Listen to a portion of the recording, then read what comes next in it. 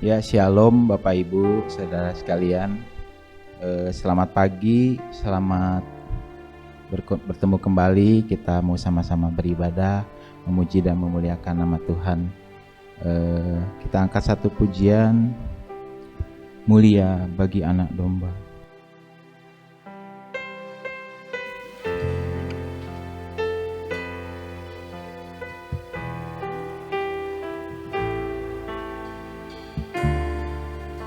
Mulia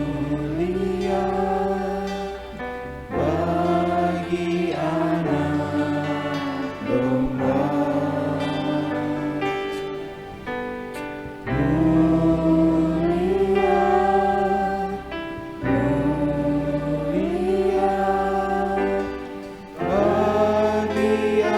anak domba. Sebab Engkau mulia,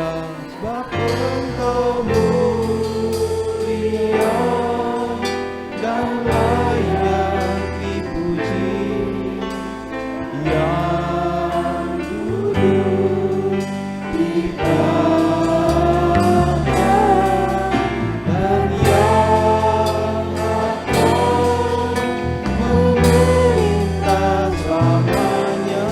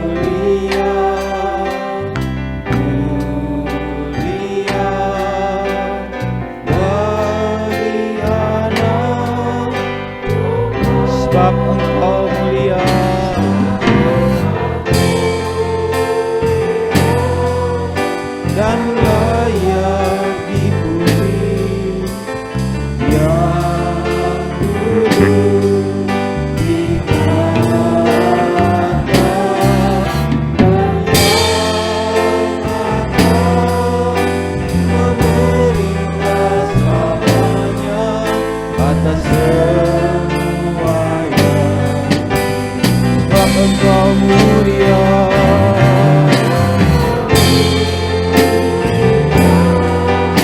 dan layak dipuji, yang duduk di tahta dan yang akan memerintah selamanya atas sekali lagi kita naikkan pujian ini, mulia bagi anak domba.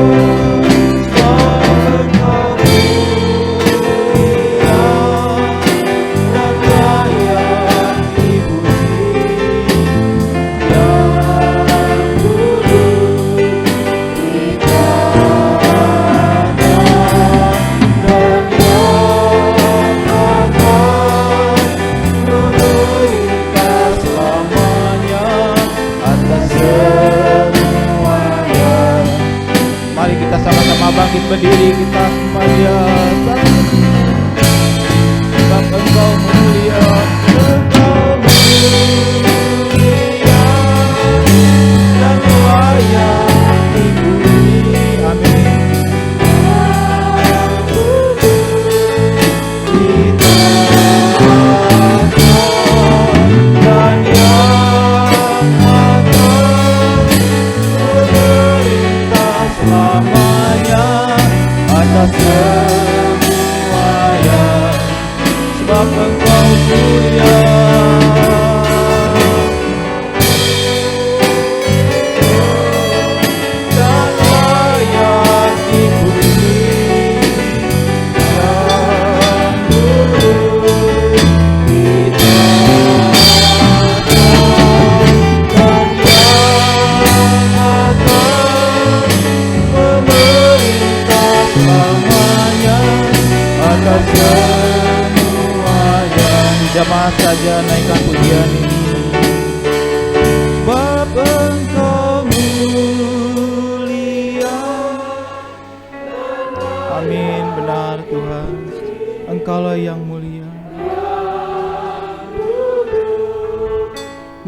tahta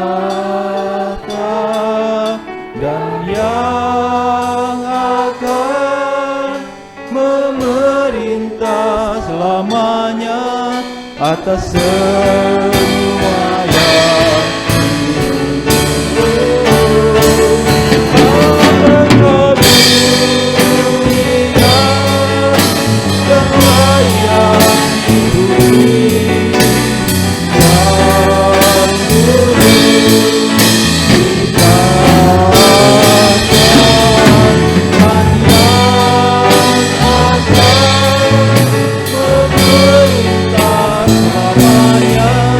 atas semua yang hidup,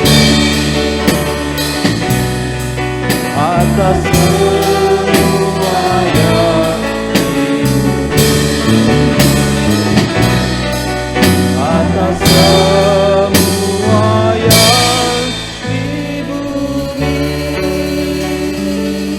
Benar Tuhan, Engkaulah Allah yang maha mulia, Engkaulah Allah yang maha kudus. Sungguh kami tidak layak di hadapan-Mu Tuhan. Kami bersyukur kami boleh menjadi umat-Mu, menjadi umat kesayangan-Mu Tuhan. Bahkan kami boleh menjadi anak-anak-Mu Tuhan, dan boleh memanggil Engkau Bapa. Kami bersyukur Tuhan untuk kasih dan anugerah-Mu yang sungguh besar dalam hidup kami. Saat ini Tuhan, kami rindu untuk menikmati hadirat-Mu Tuhan. Biarlah kiranya hadirat-Mu turun di tengah-tengah kami. Engkau sendiri hadir di tengah-tengah kami Tuhan, mengurapi setiap kami, mengurapi ibadah kami hari ini Tuhan. Setiap kami yang hadir kini Tuhan, kami boleh merasakan kasih dan kuasa-Mu dinyatakan di tempat ini. Terpujilah nama-Mu Bapa. Dalam nama Tuhan kami Yesus Kristus, kami serahkan ibadah kami dari awal hingga akhir. Haleluya. Amin. Shalom sekali lagi Bapak Ibu. Ada sukacita?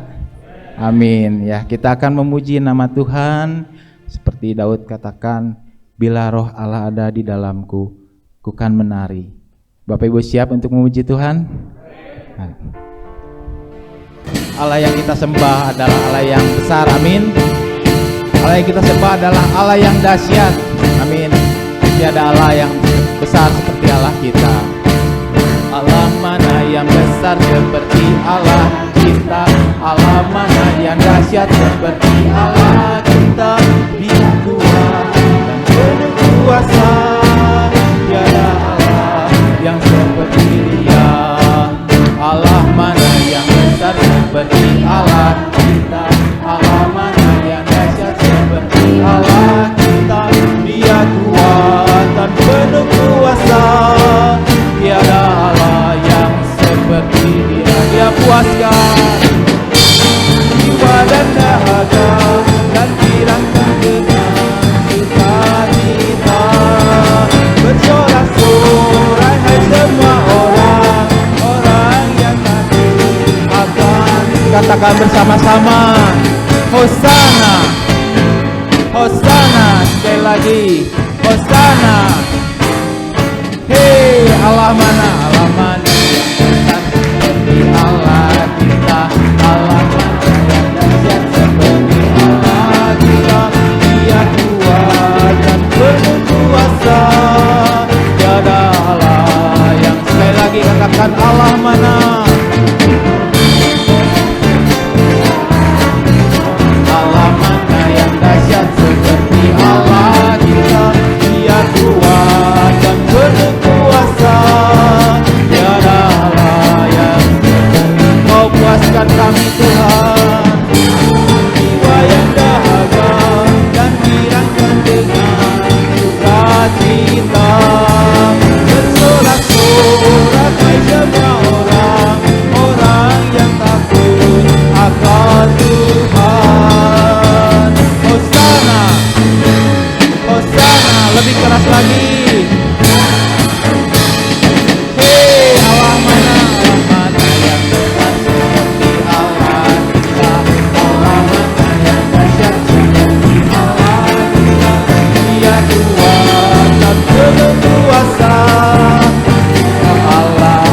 Semangat ya Bapak Ibu. Sekali lagi, Allah mana yang besar seperti Allah kita, Allah mana yang dahsyat seperti Allah kita. Dia Tuhan dan penuh kuasa, tiada Allah yang seperti Dia. Dia puaskan jiwa yang dahaga dan dirangkan dengan sukacita. Bersorak-sorai semua orang yang takut akan Tuhan. Hosana, Hosana, Allah mana yang besar seperti Allah kita, Allah mana yang dahsyat seperti Allah kita. Dia kuat dan penuh kuasa, tiada Allah yang seperti Dia, tiada Allah yang seperti Dia, tiada Allah yang seperti Dia. Segala kemuliaan bagimu Tuhan, haleluya. Silakan duduk Bapak Ibu. Ada sukacita ya? Amin. Saya percaya di dalam hadirat Tuhan selalu Tuhan memberikan sukacita. Sebentar kita akan masuk firman Tuhan, menikmati firman Tuhan. Kita siapkan hati kita untuk menyambut firman Tuhan.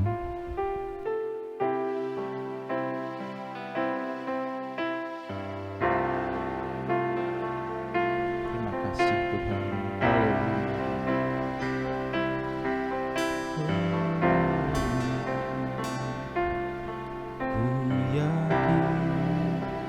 Saat kau berfirman, ku menang. Saat kau bertindak, hidupku hanya ditentukan oleh perkataan.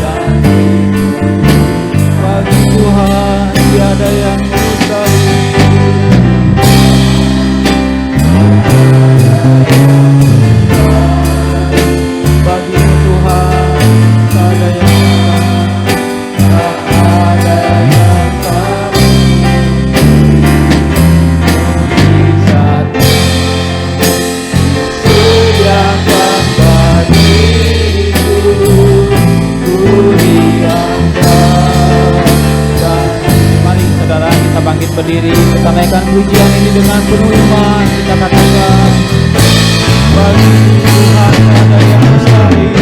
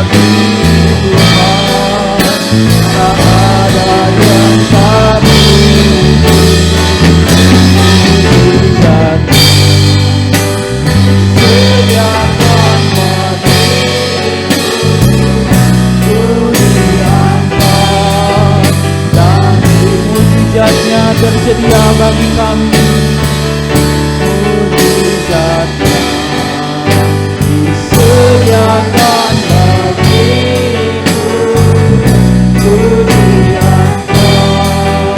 Dan sekali lagi katakan mujizatnya, mujizatnya disediakan bagiku,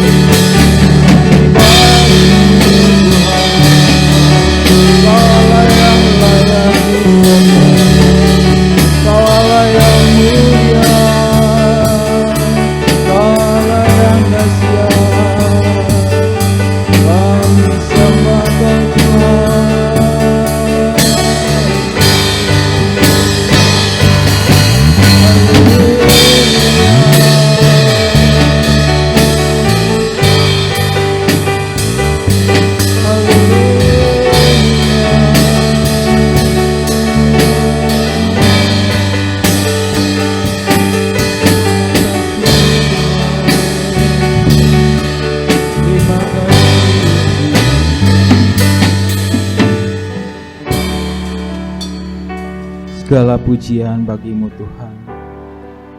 Biarlah ini boleh menjadi dupa yang harum di hadapan-Mu Tuhan, menyenangkan hati-Mu.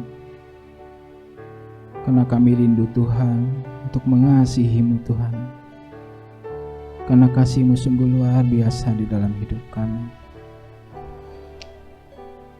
Bapa, sebentar kami mau menikmati firman-Mu Tuhan.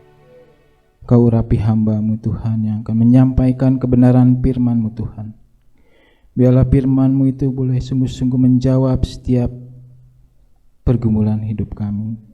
Firman-Mu boleh membimbing kami Tuhan untuk masuk di dalam rencana-Mu. Kau urapi setiap kami yang hadir Tuhan. Kami boleh sungguh-sungguh menikmati firman Tuhan. Dan kami boleh hidup sesuai dan seturut dengan kehendak-Mu. Terpujilah nama-Mu Bapa. Kami sambut berkat firman Tuhan dengan penuh sukacita. Dalam nama Tuhan kami Yesus Kristus, Tuhan dan Juru Selamat kami. Haleluya. Amin. Shalom jemaat yang kekasih dalam Tuhan.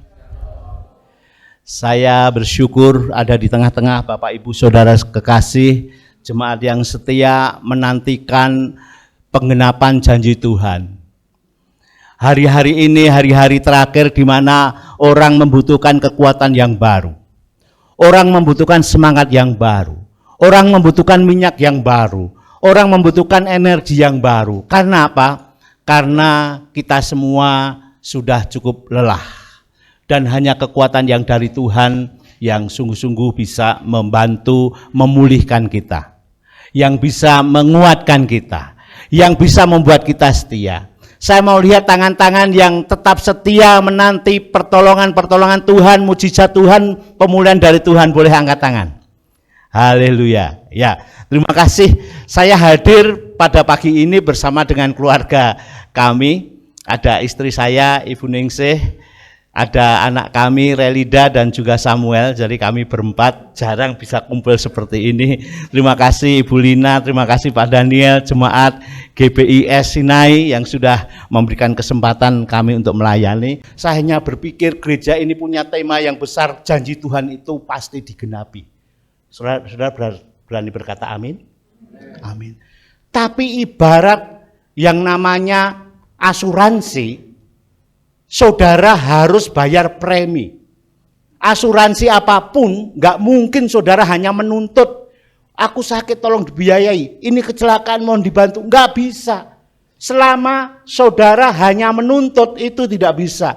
Karena ada bagian perusahaan tapi juga ada bagian kita. Itulah setiap orang yang rajin bayar premi dengan jelas, tidak terlambat, dan terus menjaga hubungan yang baik, itulah yang layak, itulah yang berhak. Demikian juga ketika saya merenungkan Tuhan apa yang harus saya sampaikan. Tuhan ingatkan bahwa hari-hari ini perlu kita semua menantikan kedatangan Tuhan kita Yesus Kristus. Dan ada bagian kita, ada bagian Tuhan. Mari kita baca bersama-sama dalam Matius pasal 25 ayat 1 sampai 4 lebih dahulu. Saya membaca ayat yang pertama, ini bagian yang bisa kita lakukan dan bagian Tuhan ada yang juga kita pegang. Ayat 1 saya baca, Bapak Ibu ayat yang kedua ya. Pada waktu itu kerajaan surga seumpama 10 gadis yang mengambil pelitanya dan menyongsong mempelai laki-laki. Gadis-gadis yang bodoh itu membawa pelitanya tetapi tidak membawa minyak.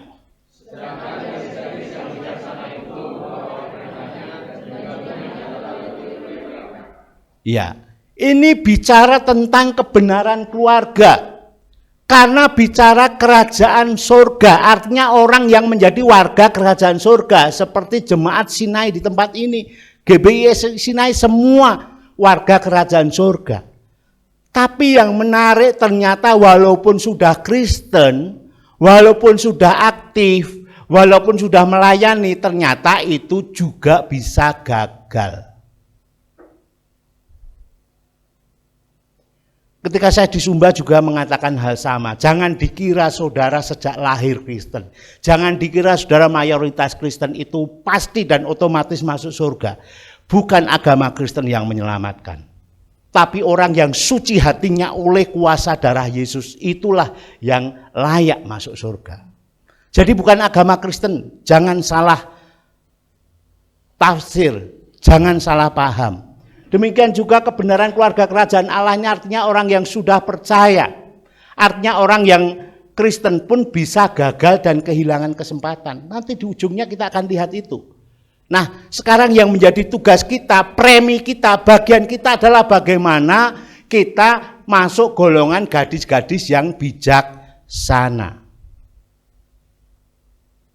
Dari perhatian saudara saya lihat, saya mau. Pikir saudara, saya mau. Hati saudara berkata, saya mau menjadi gadis-gadis yang bijaksana, bukan gadis-gadis yang bodoh. Saya ajak kita lebih dalam lagi. Ciri daripada gadis yang bijaksana itu adalah mau belajar. Ada orang yang banyak membaca, banyak baca Alkitab tapi tidak ada yang nyangkut, tidak ada yang nyantol, tidak ada yang diterapkan. Karena sikap hatinya itu bengal, sikap hatinya tegar tengkuk. Karena itu hal yang pertama, kalau saudara dan saya mau disebut bijaksana dan mau menjadi bijaksana, harus ada kesediaan untuk belajar. Alkitab kita berkata bukan orang yang berseru Tuhan, Tuhan yang akan masuk kerajaan surga. Tapi mereka yang melakukan kehendak Bapakku yang di surga. Matius 7 ayat 21. Hari-hari terakhir akan datang, Tuhan, bukankah aku mengadakan mujizat demi namamu? Bukankah aku mengusir setan dalam namamu? Bukankah aku melakukan sesuatu pelayanan dengan namamu? Tapi Yesus katakan, nyahlah, aku tidak mengenal engkau, orang yang berbuat kejahatan. Jadi pengenalan itu jauh lebih penting daripada pengorbanan. Tetap setia, tetap melakukan bagian kita. Dilihat orang atau tidak dilihat orang, itulah yang terpenting. Mengapa? Karena kita perlu lingkungan untuk kita belajar dan melakukan apa yang kita pelajari. Saya tahu ini tidak mudah. Tuhan menghendaki setiap kita membuang kebodohan kita. Kita semua mau memiliki karakter Yesus. Saya baru baca-baca buku yang sudah agak lama tidak saya temukan. Tapi bagaimana tadi nyanyian juga dikatakan bahwa Tuhan adalah yang memberikan kepuasan bagi jiwa kita. Sebab kerajaan Allah, Roma 14 ayat 17, kerajaan Allah itu bicara tentang apa? Kebenaran. Bicara tentang apa? Bicara tentang sukacita, damai sejahtera dalam Roh Kudus, oleh Roh Kudus. Itulah kerajaan Allah, enggak ada. Orang yang berpikir tentang mengalami kerajaan Allah itu tentang kekayaan, tentang mobil, tentang deposito, tentang pangkat yang tinggi. Tidak. Hari-hari ini semakin nyata bahwa apa yang dicari dunia ini, apa yang ditawarkan dunia ini tidak bisa memuaskan dahaga jiwa manusia. Saya pernah membaca artikel yang menarik sekali di Jepang. Ada seorang yang menikah berkali-kali. Bosan dengan si A, ganti si B, ganti si C, terus sampai berkali-kali. Karena tidak pernah menemukan istri yang cocok. Saya pun berpikir begitu. Di sini pun kalau mikir istri yang cocok, nggak ada. Tapi juga sama, berpikir suami yang cocok juga nggak ada. Karena dua orang berbeda inilah yang akan dibentuk bersama-sama. Apa yang menarik, orang Jepang ini setelah menikah berkali-kali, akhirnya dia bosan dengan yang namanya manusia, akhirnya dia menikah dengan robot. Robot itu dibawa ke gereja dan minta diberkati menikah dengan robot. Dia ditanya para wartawan, kenapa Bapak menikah berkali-kali dengan manusia, kok sekarang nggak mau menikah dengan manusia? Manusia nggak mau diatur. Manusia susah diperintah. Manusia nggak suka melayani. Ini kadang-kadang saya agak kaget. Manusia ini maunya menang sendiri. Cerewetnya bukan main. Masakannya nggak seperti yang saya harapkan. Terus akhirnya Bapak, ya saya udah pilih robot aja. Tinggal saya pencet tombol kapan saja saya mau. Dia belum tahu kalau robot sampai nyetrum ya mati juga dia. Hari-hari ini juga dikatakan bahwa tidak ada manusia yang puas dengan yang namanya uang. Ya. Orang-orang yang Bill Gates, satu lagi Steve Jobs ya. Steve Jobs itu mati dalam kepahitan, dalam kebencian kepada Bill Gates karena dia merasa programnya dicuri. Dia pahit hati padahal kaya raya. Orang yang kaya raya ternyata dia tidak akan pernah puas dengan kekayaannya. Orang yang mendambakan seksual tidak pernah dengan urusan kenikmatan seksualnya. Orang yang pangkat tinggi-tinggi ternyata juga tidak akan puas dengan pangkat-pangkat yang tinggi. Itu semua ditawarkan oleh dunia, apa keinginan mata, keinginan daging, dan keangkuhan hidup. Itu semua berasal dari dunia. Dan itu tidak ada dalam agenda kerajaan Allah. Karena jiwa manusia itu seperti sumur yang kosong yang tidak ada dasarnya. Diberi apapun, uang berapapun, barang sebagus apapun, itu tidak pernah akan puas. Dulu sebelum kaya mungkin berpikir kalau aku sudah punya uang 10 juta mungkin akan bahagia. Setelah punya 10 juta apakah bahagia? Tidak. Oh belum 10 juta, 100 juta kali. Apa bahagia? Tidak. Mengapa? Karena ada bagian jiwa yang tidak pernah dapat terpuaskan oleh materi. Santo Agustinus berkata, Tuhan, aku bersyukur karena Engkau telah menciptakan kekosongan dalam jiwa manusia yang tidak dapat diisi oleh ciptaan apapun kecuali oleh Allah Sang Pencipta yang dikenal dalam Yesus Kristus. Jadi orang yang berharap menjadi bahagia karena kaya akan kecewa. Orang yang berharap akan bahagia kalau sudah posisi tinggi akan kecewa. Ya, saya dengan sedih menyebut tokoh Sambu ya. Saya kira hari-hari ini kita semua sedang fokus ke sana. Orang yang jabatannya tinggi, kaya raya, luar biasa kekayaannya, saya juga nggak tahu banyaknya. Dia boleh tidur dengan siapa saja, tapi apakah hidupnya bahagia? Saya yakin tidak. Dia menyesal, dia menangis, dia merasa bersalah, merasa berdosa, mengkhianati sahabat-sahabatnya. Tetapi Alkitab bilang bahwa kerajaan surga itu adalah bicara tentang apa tadi? Kebenaran. Di mana ada kebenaran, di situ ada damai sejahtera. Mungkin engkau saudara miskin, mungkin engkau kekurangan uang, mungkin saudara belum dijawab doanya, mungkin sakitnya belum sembuh, tetapi kalau tetap hidup dalam kebenaran itulah kebahagiaan. Saya tidak yakin bahwa semua doa selalu dijawab ya oleh Tuhan. Ada saatnya juga tidak. Tapi bahagialah mereka yang tetap hidup dalam kebenaran. Sukacita, damai sejahtera oleh Roh Kudus. Itulah kerajaan Allah. Dan itu tidak dapat ditawarkan, tidak bisa diberikan oleh iblis yang menguasai dunia ini. Jadi hal yang pertama, untuk menjadi bijaksana kita harus mau belajar rendah hati, membaca, mendengar, bertanya pada orang. Inilah kenapa saya di mana-mana sangat berbahagia. Karena apa? Belajar untuk mendengar. Walaupun tidak semua harus disimpan ya, tetapi kita bisa memilih. Nah, orang yang tiap hari, walaupun dikatakan tiap hari aktif di gereja pelayanan, tetapi kalau karakternya tidak berubah, di rumah hanya saling menyalahkan, di rumah hanya saling siapa yang salah, siapa yang benar, siapa yang kaya, siapa yang menang, saya yakin tidak ada kebahagiaan. Saya pernah cerita dengan tetangga saya bahwa ada seorang kaya raya, dia punya tekstil banyak yang pesan ke sana, ke perusahaan ini. Dia mungkin paling kaya termasuk di Indonesia. Tapi tetangga saya itu ngomong, oh Pak Paulus itu lebih tentrem daripada dia. Kenapa Pak? Dia hutang saya berapa kontainer angkutan itu belum dibayar.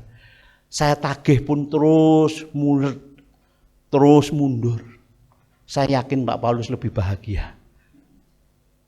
Saya bilang, ya amin. Karena memang kebahagiaan itu tidak diukur dari berapa kekayaan kita punya.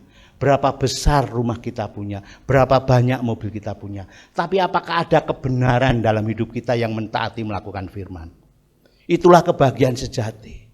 Apakah ada rendah hati, tidak saling menyalahkan? Apakah ada saling mengampuni di situ? Apakah tidak ada sakit hati yang disimpan di situ? Itulah yang menyebabkan kebahagiaan itu terjadi. Ini saya cari gambar yang saudara-saudara tidak ada pria wanitanya, jadi ini saling menyalahkan gitu. Ini sulit diperbaiki ya. Kalau ini siapa yang salah mau dibalik relnya nggak bisa. Saudara pernah ngalami seperti ini di rumah? Saya yakin pernah. Tapi orang-orang yang punya Tuhan itu cekatan dan terampil menyelesaikannya, tidak sampai menyimpan sakit hati dan dendam ya. Oke, hal yang kedua, gadis-gadis yang bijaksana itu seperti apa? Ayat 3 dari Matius 25 tadi. Gadis-gadis yang bodoh itu membawa pelitanya tetapi tidak membawa minyak. Sedangkan gadis-gadis bijaksana itu membawa pelitanya juga minyak dalam buli-buli mereka. Orang boleh bercita-cita, boleh bermimpi, ya, mimpi ketemu mempelai, mimpi menyambut mempelai, mimpi untuk bisa bersama-sama makan yang enak. Boleh. Dan mimpi untuk diangkat oleh Tuhan, boleh. Mimpi ketemu Yesus di awang-awang dalam dalam awan yang indah, boleh. Itu tidak salah, itu namanya mimpi. Tapi ada bagian yang harus dilaksanakan. Seperti seorang mimpi pengen jadi dokter, tapi sekolah sajanya nggak rajin. Sekolah saja nggak rajin, sekolah nggak mengerjakan tugas bagaimana. Jadi dengan kata lain, jemaat yang setia, jemaat yang sungguh-sungguh menantikan kedatangan Tuhan Yesus itu harus memperhatikan persiapan. Tapi gadis-gadis bodoh itu hanya menyediakan pelitanya, tapi tidak menyediakan minyak di buli-buli mereka.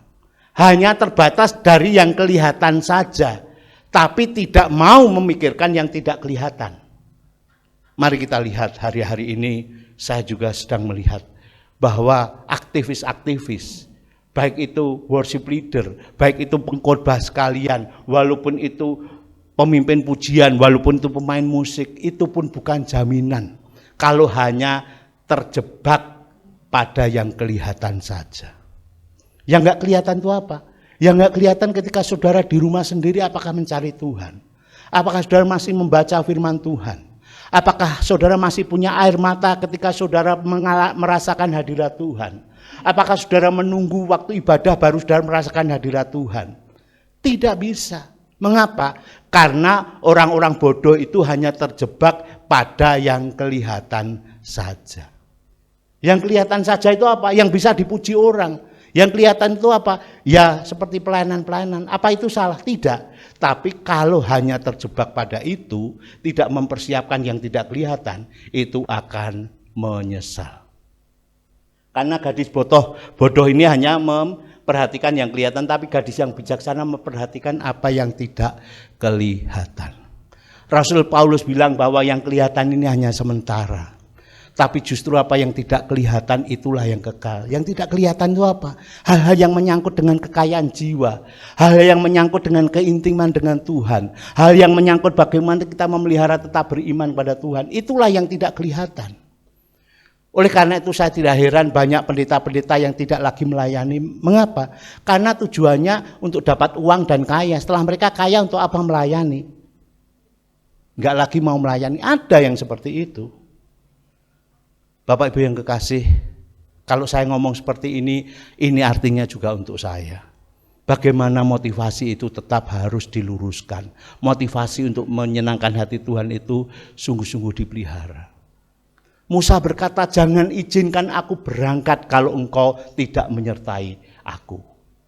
Tuhan bilang, aku akan memberkati engkau. Aku akan melakukan mujizat bagimu. Tapi Musa bilang, aku tidak butuh mujizatmu, aku tidak butuh berkatmu, lebih daripada itu aku butuh engkau. Bapak Ibu yang kekasih, adakah kita masih punya yang seperti itu? Lebih membutuhkan Tuhan sang pemberi, lebih daripada sekedar pemberiannya. Saya tidak bisa bayangkan kalau suami jauh-jauh, capek-capek dari luar kota, kemudian istri hanya ngomong, mana bonusnya, mana gajinya, mana oleh-olehnya. Tapi melupakan apa yang dibutuhkan suami itu apa. Mesti ditanya, air teh atau kopi? Saya masak air untuk mandi ya, saya siapkan handuk ya. Itu yang dibutuhkan si pemberi lebih daripada pemberiannya. Mari kita lihat hari-hari kita. Saya hanya menyampaikan 3 hal saja. Hal yang penting juga di sini, proses pertumbuhan rohani bukanlah sekedar apa yang kita lakukan. Mari kita baca bersama-sama kalimat penting ini, 1, 2, 3. Pertumbuhan rohani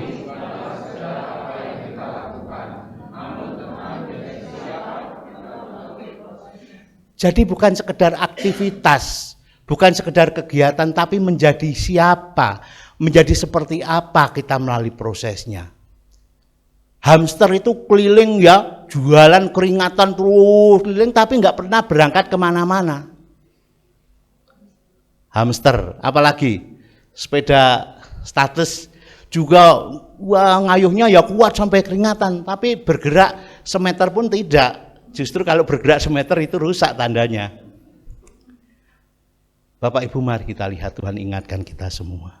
Rajin itu baik, tapi kalau tidak pada hakikatnya sedang menumbuhkan rohani kita, sedang memperkaya jiwa kita, sedang menambah keintiman kita dengan Tuhan, tidak kehilangan keakraban kita dengan Tuhan, itu aktivitas kita hanya melelahkan. Saya tahu itu semua pernah dialami. Ada konsultan-konsultan rohani yang baik tiba-tiba bunuh diri. Kenapa? Ada pendeta-pendeta yang luar biasa tiba-tiba meninggalkan pelayanan. Kenapa? Saya tahu bahwa mereka tidak cukup persediaan minyak. Mereka hanya fokus pada apa yang kelihatan, tapi tidak memikirkan yang tidak kelihatan. Yang terakhir, tahan uji. Ayat 6-9 mari kita baca dari Matius 25 tadi. Mulai dari ayat 6 saya baca, ayat 7 Bapak Ibu ya. Waktu tengah malam terdengarlah suara orang berseru, mempelai datang, songsonglah dia.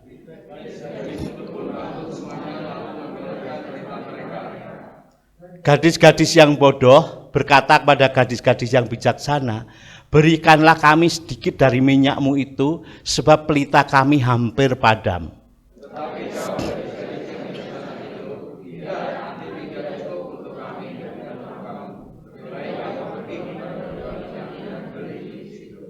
Saya sedang mencari hubungan antara pandemi ini dengan kedewasaan jemaat.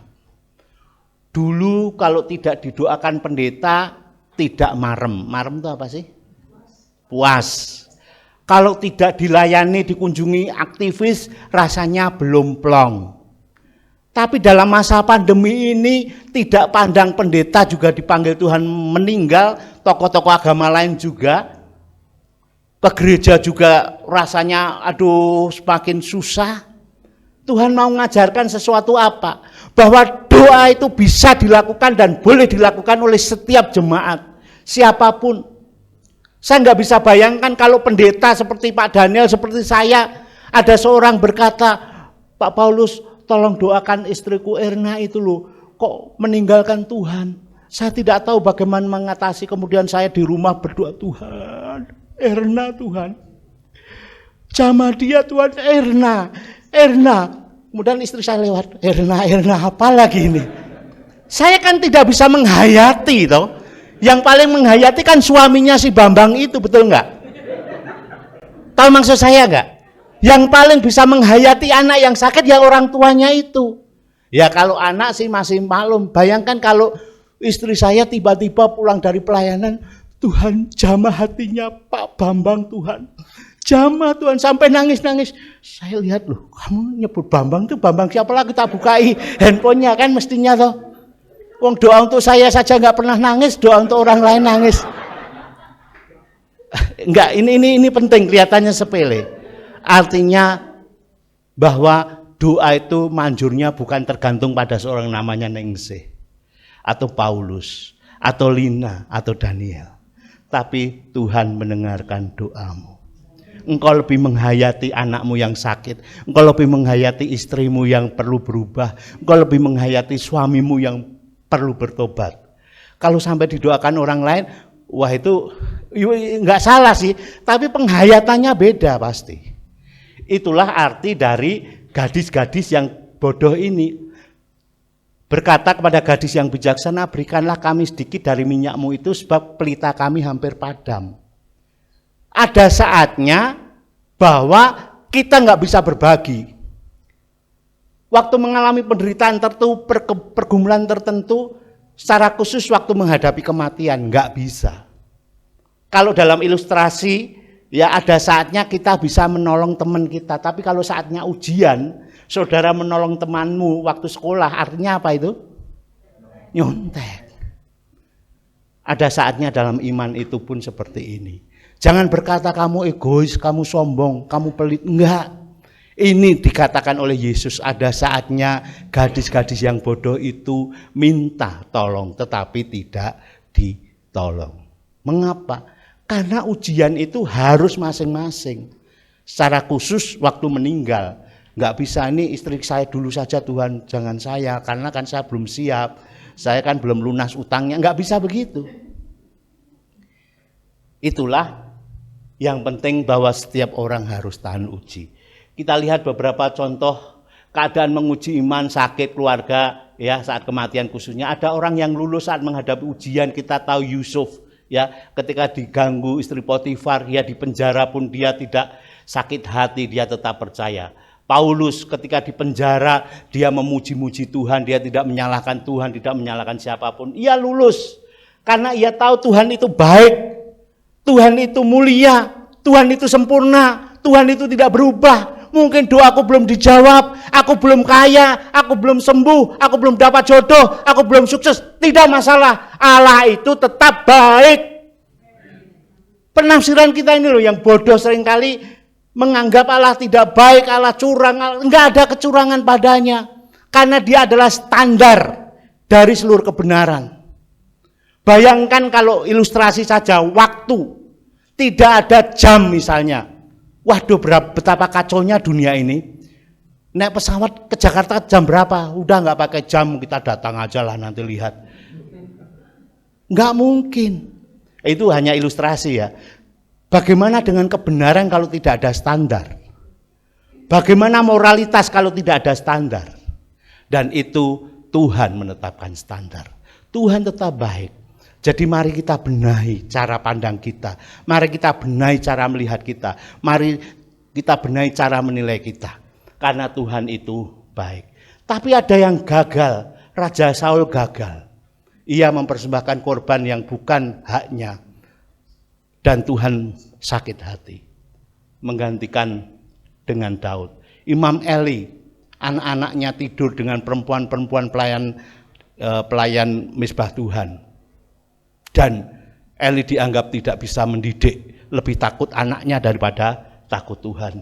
Ini orang-orang yang gagal, tapi juga ada orang-orang yang berhasil. Setiap kita juga jangan lupa bisa mengalami hal ini. Karena itu Tuhan ingatkan supaya kita tetap setia. Gagal itu artinya apa? Kehilangan kesempatan. Ya syukur-syukur kalau masih hidup, masih gagal ujian, gagal bayar hutang, gagal apa lagi? Gagal saham, gagal investasi. Saya kira itu suatu ritme yang nanti akan balik lagi. Yang paling lama kalau gagal pilih teman hidup itu seumur hidup, ya udah itu harus.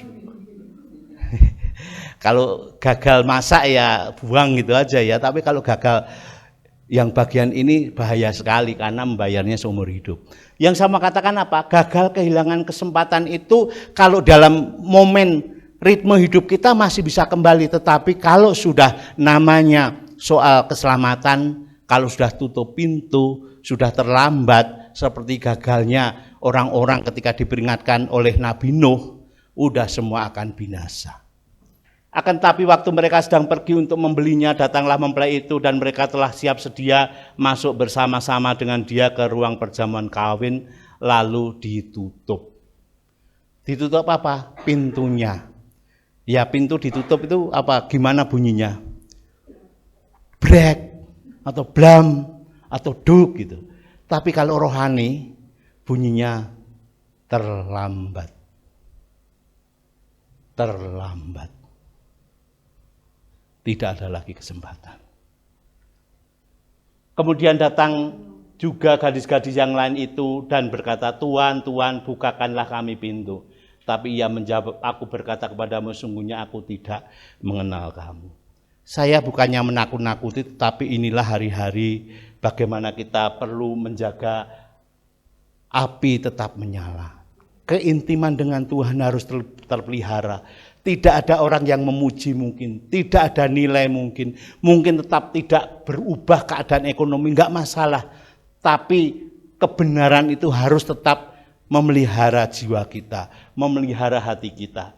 Matius 25 ayat 13 dikatakan, karena itu berjaga-jagalah, sebab kamu tidak tahu akan hari maupun akan saatnya. Tidak ada yang tahu kapan Tuhan Yesus datang. Apa setahun lagi, apa nanti malam, tapi yang terpenting adalah berjaga. Enggak usah dikutak-kutik corona, C itu huruf ketiga, kalau ditambah O huruf 126, kalau di O itu jumlah jadi 666 antikris, enggak usah. Ya nggak usah dikutak-kutik. Saya kemarin baru vaksin ya. Saudara, ada yang ketakutan itu yang namanya chip masuk. Chip itu bentuknya itu nggak cair. Ya kan? Siapa yang pernah lihat chip? Chip itu besi, ada logamnya. Jadi besar, bukan cair. Kalau vaksin itu cair, jadi bodoh lah mengatakan bahwa corona itu antikris. Loh, gimana? Iya, artinya kalau dihubungkan vaksin corona itu. Oke, kita tidak tahu kapan Tuhan Yesus datang, tapi untuk menjadi bijaksana tidak ada cara lain. Menjaga keintiman dengan Tuhan, melakukan bagian kita, premi kita tiap hari setia kita lakukan. Saya yakin kita tidak usah menuntut-nuntut, Tuhan pasti melakukan janjinya seperti yang diberikan bagi kita. Mari kita bangkit berdiri, kita berdoa. Bapak, terima kasih. Engkau Allah yang luar biasa di dalam kehidupan ini. Kalau kami hari ini bisa beribadah bersama-sama semuanya karena anugerah dan kasih Tuhan dalam hidup kami. Kami sudah memuji dan membesarkan nama Tuhan. Biarlah segala kepujian kami boleh menyenangkan hati-Mu Tuhan. Kami juga boleh mendengarkan firman Tuhan yang mengingatkan kami untuk kami sungguh-sungguh hidup menjadi orang-orang yang bijaksana, sampai satu kali kelak ketika Engkau datang, didapatinya kami tetap menjadi orang yang berjaga-jaga, yang bersiap sedia. Terima kasih Tuhan untuk hamba-Mu yang telah menyampaikan kebenaran firman Tuhan, Bapak Pendeta Paulus Tuhan. Biarlah Engkau memberkati senantiasa kehidupannya bersama dengan Ibu Ning dan anak-anak di dalam pelayanan mereka ke mana-mana tempat di mana Tuhan menunjuk dan mengutus hamba-hamba-Mu ini. Tuhan yang akan memakai senantiasa, berikan kesehatan, kekuatan, apapun yang diperlukan Tuhan akan memberkati dengan berkat yang berlimpah. Dan banyak jiwa dimenangkan guna hormat, kemuliaan dan kebesaran nama Tuhan. Kami percayakan hamba-hamba-Mu ini dalam tangan Tuhan, dalam kemurahan dan kasih yang daripada Tuhan. Terima kasih Tuhan buat mereka semua yang sudah melayani saat ini. Berkati pelayan mereka semua. Bapa di dalam surga, kami saat ini mau berdoa setiap pribadi demi pribadi, keluarga demi keluarga, segala usaha, segala pekerjaan diberkati dengan berkat yang berlimpah. Kami juga berdoa untuk anak-anak kami, cucu-cucu kami. Biarlah Tuhan memberkati mereka supaya mereka boleh berhasil, dan lebih daripada itu mereka boleh bertumbuh dalam Tuhan. Baik yang masih sekolah, yang masih kuliah, yang sudah bekerja, berkati mereka semuanya. Bapak, kami juga mau berdoa buat bangsa dan negara kami, pemerintah kami di pusat maupun daerah. Biarlah berkati Tuhan menangani masalah-masalah yang terjadi. Yang saat ini Tuhan teristimewa juga gempa di Cianjur dan dampaknya. Dan yang kemarin kami mendengar juga ada gempa Tuhan di Garut. Kami serahkan semua di dalam tangan Tuhan, supaya hikmat yang daripada Tuhan, di mana pemerintah kami menangani semuanya. Dan kami Tuhan, orang-orang yang percaya bisa berbagi Tuhan bersama-sama.